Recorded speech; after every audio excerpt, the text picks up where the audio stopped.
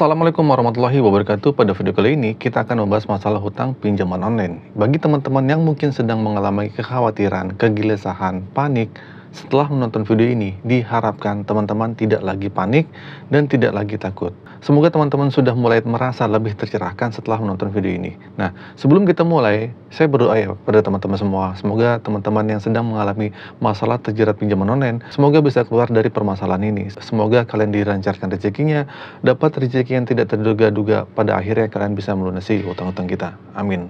Teman-teman, saya ingin mengingatkan bahwa di luar sana banyak teman-teman yang mengalami kesulitan gagal bayar pinjol. Bahkan dari kalangan orang awam yang mungkin gaptek tergoda untuk mengambil pinjaman online karena keterbatasan mereka ya. Nah, mari bersama-sama untuk mencoba menghindari masalah penagihan hutang yang dapat merugikan kita. Solusinya nonton video ini sampai habis. Nah, risiko-risiko dari pinjaman online sebenarnya bukan sesuatu yang menakutkan. Kenapa ini menjadi menakutkan? Karena adanya ancaman-ancaman dan penagihan-penagihan yang sengaja dibuat untuk menciptakan ketegangan dan ketakutan. Padahal sebenarnya tidak sebesar itu. Saya yakin teman-teman yang nonton video ini pasti sudah memahami bahwa risiko pinjaman online sebenarnya tidaklah besar dan menakutkan. Mungkin yang dapat dianggap paling berat adalah masuk slik OJK ya. Jika nama kita masuk dalam daftar hitam BI checking, maka akan sulit untuk mendapatkan pinjaman di tempat lain.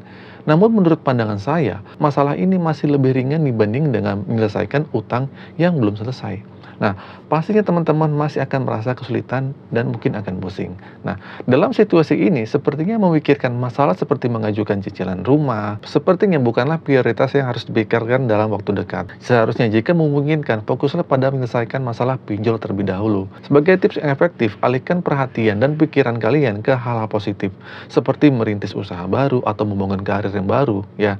Atau usaha-usaha yang baru. Misalnya teman-teman bisa fokus pada pengembangan usaha, merintis karir baru, atau mungkin jika ada anak yang baru masuk sekolah atau pindah kontrakan, fokuslah pada hal tersebut. Ya, dengan begitu, pikiran kita akan lebih tenang dan fokus pada solusi daripada terus-menerus merasa terbebani oleh masalah pinjaman online. Fokus terlebih dahulu pada pemenuhan kebutuhan pokok sebelum membayar pinjol. Ya, saya selalu menyarankan untuk memprioritaskan kebutuhan dasar terlebih dahulu.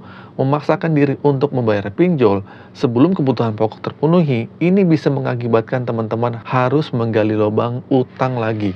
Dan pada akhirnya kalian terjerat sama pinjaman online. Nah, untuk memenuhi kebutuhan tersebut, sebelumnya mungkin sudah ada uang, namun digunakan untuk membayar utang pinjol. Sehingga terjadilah siklus utang membayar utang. Ini adalah awal mula masalah mayoritas masalah terbesar yang berakar pada pengulangan siklus utang untuk membayar utang lainnya. Hal ini membuat utang akan terus bertambah dan suatu saat akan mencapai titik puncaknya. Ada satu hal lagi yang perlu teman-teman ketahui dalam menghadapi masalah bayar pinjaman online. Untuk menghadapi masalah gagal bayar pinjaman online, mulai saat ini teman-teman perlu bersikap ikhlas dan pasrah terhadap risiko yang ada. Dan jika tidak bersikap pasrah, pikiran negatif akan menghantui dan mendorong untuk melakukan hal yang seharusnya tidak perlu dilakukan. Baik itu menyakiti diri sendiri ataupun orang lain. Nah, dengan bersikap ikhlas dan pasrah, teman-teman mencapai ketenangan. Nah, itu intinya. Meski tidak mudah, ada tips lain untuk belajar ikhlas, yaitu dengan memperbanyak ibadah dan mendekatkan diri kepada Allah, kepada Tuhan kalian. Ini akan membantu menguatkan mental dan memberikan ketenangan teman-teman yang menghadapi masalah ini. Memang tidak akan merasakan secara langsung ya, karena apa yang kalian doakan tiap hari serta tidak semerta-merta membuat uang langsung tiba-tiba di depan kalian ya. Perlu waktu dan proses. Saya sendiri pernah mengalami masalah ini, pernah terjerat masalah pinjaman online ya. Nah, solusi seperti membuat usaha, mengambil tindakan pekerjaan tertentu, petunjuk-petunjuk itulah yang membuat saya bangkit dan berhasil melunasi hutang-hutang saya. Intinya kalian harus tetap berikhtiar dan berusaha, karena rencana Tuhanlah yang memutuskan ini, rencana Allah yang memberikan petunjuk dan kekuatan pada kita. Jika dalam ibadah kalian muncul ide-ide untuk membuat usaha yang baru, untuk memperbaiki rezeki kalian, jangan tunda, cobalah ya. Itu bisa jadi petunjuk bagi teman-teman. Intinya perbanyak istighfar dan ibadah.